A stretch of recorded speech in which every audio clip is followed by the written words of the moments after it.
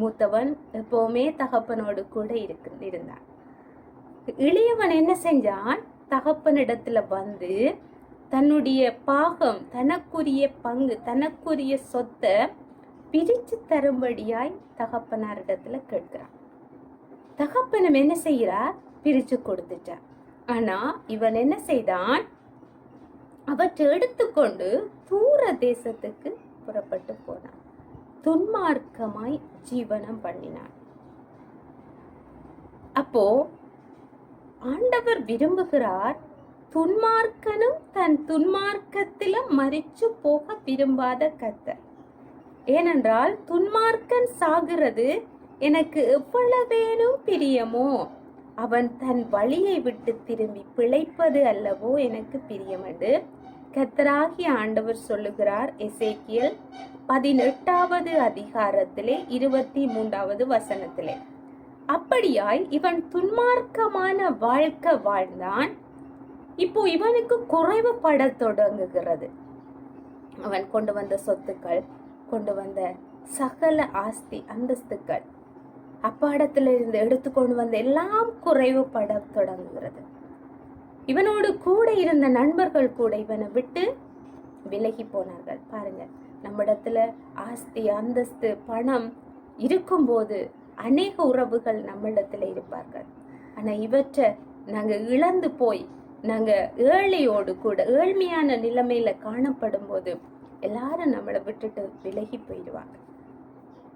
அப்போ இவன் என்ன செய்கிறான்? ஒன்றும் இல்லாதவனாய் கைவிடப்பட்ட நிலைமையில சாப்பிடக்கூட வழி இல்லாம இவன் அலைஞ்சு திரிஞ்சான். இவன் தன்னுடைய பசியை போக்குவதற்காக ஒரு பன்னி மேய்ப்பரிடத்துல போய் அங்கே வேலை கேட்டு அங்க என்ன செய்யறான்? தங்குறான்.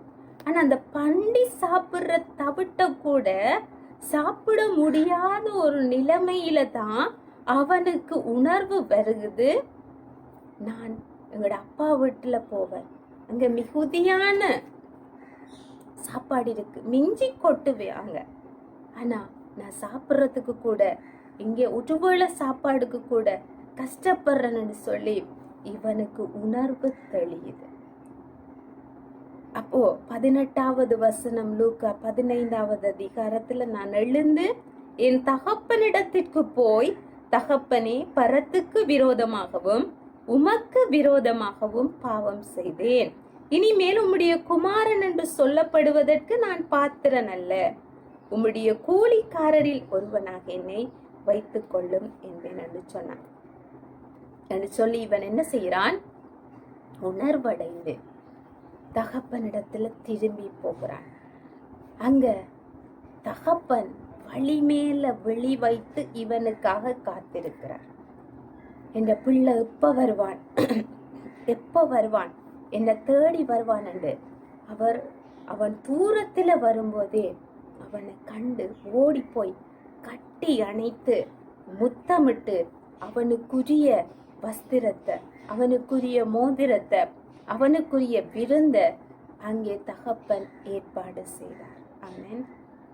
பிரியமானவர்களே, இதுல இருந்து நாங்க கற்றுக்கொள்ளுகிறோம், நம்முடைய தகப்பன் ஆண்டவராகிய இயேசு கிறிஸ்து.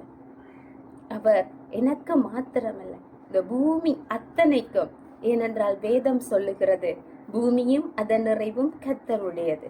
அப்போ கடவுளுடைய பிள்ளைகளாய் நீங்கள் எல்லாரும் இருக்கிறதுனால அவர் உங்களையும் என்னையும் பார்த்து கொண்டிருக்கிறவராய் காணப்படுகிறார். இன்றைக்கு நாங்க இந்த உலகத்துல வாழுகிற அற்பமான சந்தோஷம், கொஞ்ச சந்தோஷத்தினால, இந்த கொஞ்ச காரியங்களை நாங்க வைத்து அநேகர் பணத்தினால, அநேகர் பதவி எங்களிடத்துல இருக்கு, அநேகர் எங்களுக்கு அந்தஸ்து இருக்குன்னு சொல்லி அவற்றை வச்சு இன்றைக்கிருந்து நாளைக்கு அழிஞ்சு போகிற இந்த காரியங்களை குறித்து அவர்கள் மேன்மை பாராட்டி தங்களை விட்டா யாரும் இல்லைன்னு சொல்லி அநேகர் வாழ்ந்துட்டு இருக்க, இவற்றை இழந்த நிலைமையில எங்களுக்கும் கடவுளுக்கும் சம்பந்தம் இல்லாது போனா, அவரை விட்டு தூரம் போனா நம்முடைய வாழ்க்கை ஒன்றும் இல்லாத வாழ்க்கை, வெறுமையான வாழ்க்கை, தனிமையான வாழ்க்கை, கைவிடப்பட்ட வாழ்க்கையில அநேகர் காணப்படலாம். ஆண்டவர் உங்களையும் என்னையும் நீங்களும் நானும் அவரிடத்துல கிட்டி சேர வேணும், அவரிடத்துல திரும்பி வர வேணும் என்று காத்துட்டு இருக்கிறார். ஏனென்றால் அப்பாட வீட்டில சந்தோஷம் உண்டு, சுகம் உண்டு, நிம்மதி உண்டு. அவன் உணர்வடைந்தான், என்னுடைய அப்பாட வீட்டில எல்லாம் இருக்கு, நான் இங்க தனிமையா இருக்கிறேன், நான் இங்க வெறுமையா இருக்கிறேன், நான் கையேந்திர நிலைமையில் இருக்கிறேன். ஆனா அப்பாட வீட்டில போனா எல்லாவற்றையும் திருப்தியாக்கி அவர் நடத்துவார். ஆகவே பிரியமானவர்களே, தனிமையோடு கூட, ஒன்றுமே இல்லாமல் கடன் பிரச்சனையோடு கூட ஏங்கி தவிக்கிறீங்களா? அப்பாட வீட்டுக்கு திரும்பி வாங்க. அவரிடத்துல எல்லாம் உண்டு. அவர் உங்களுக்காகவும் எனக்காகவும் அவர் உயர்ந்த வஸ்திரத்தை, அவர் எனக்கும் உங்களுக்குமான மன மகிழ்ச்சியை வைத்திருக்கிறார். ஆகவே நாங்கள் யாவரும் அவரிடத்துல திரும்புவோம். அவருடைய சமூகத்துல எல்லாமே நிறைவாய் இருக்கிறது. நாங்கள் ஒரு நிமிடம் ஜெபிப்போம். இரக்கமுள்ள பிதாவே, ஆசீர்வதிக்கப்பட்ட இந்த நாளுக்காய் ஸ்தோத்திரம். ஆண்டவரே, அப்பா, உம்மை விட்டு தூரம் போன நிலைமையில இருக்கிறவங்களை கண்ணோக்கி பாருங்க அப்பா. நாங்க மறுபடியுமாய் உம்மை காத்திருக்க வைத்த சமயங்களெல்லாம் மன்னியுங்க ஆண்டவரே. உம்மிடத்துல நாங்க வருகிறோம். எங்களை உம்முடைய சொந்த பிள்ளையாய் ஏற்றுக்கொண்டு ஆண்டவரே, எங்களுக்கு உம்முடைய பிள்ளைக்குரிய அந்தஸ்தை எங்களுக்கு கொடுத்து ஆண்டவரே, எங்களை மனமகிழ்ச்சியினாலும் மன நிறைவினாலும் வைத்து ஆசீர்வதிக்கும்படியாய் இயேசு கிறிஸ்துவின் நாமத்தினாலே ஒப்பு கொடுத்து ஜெபிக்கிறேன் ஜீவன் உள்ள பரலோக பிதாவே, ஆமென். ஆண்டவரிடத்துல வாங்க, உங்களுக்கு நல்ல பொக்கிஷங்களை